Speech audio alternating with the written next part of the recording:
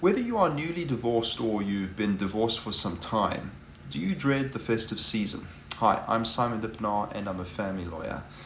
How do you navigate the challenges of shared care and contact at this time of the year? If you celebrate Christmas, you and your ex-spouse may both want to spend Christmas Day with your child. Unless you have an unusually friendly relationship with the other parent, this is unrealistic, particularly if you have new partners and possibly stepchildren. Hopefully you have a parenting plan. Even in amicable divorces, this is a worthwhile tool.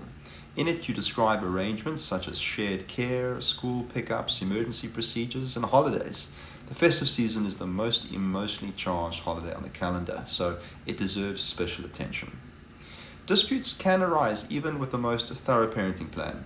Yours may stipulate that the children will spend every other Christmas with you, or you may share the holiday, in which case the children spend Christmas Eve or Christmas Day with one parent and Christmas Day or Boxing Day with the other. But 2020 has been a strange year for everyone. Perhaps you need a break and want to take your child away for all of Christmas week. How do you navigate this?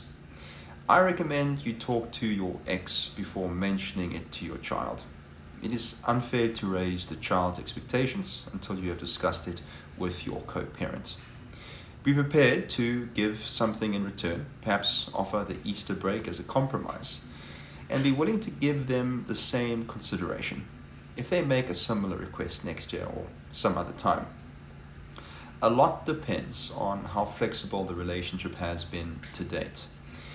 If you honor reasonable requests from your ex, they are more likely to agree to yours.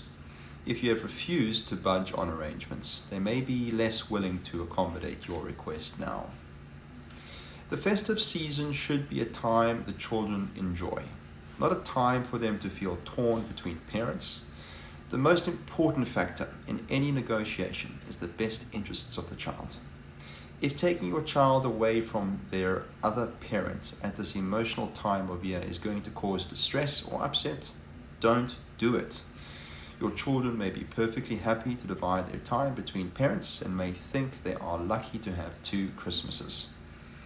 But they may consider each celebration special in its own way and not want to miss out. Often the biggest victims of divorce are not the children but the grandparents. Most parents put their children first in the divorce proceedings, but often overlook grandparents. A child's relationship with grandparents is very special. Even if you and your ex can barely speak to each other, try to allow room in the holiday schedule for your child to spend time with grandparents and family members on both sides. Remember, children are raised by a village.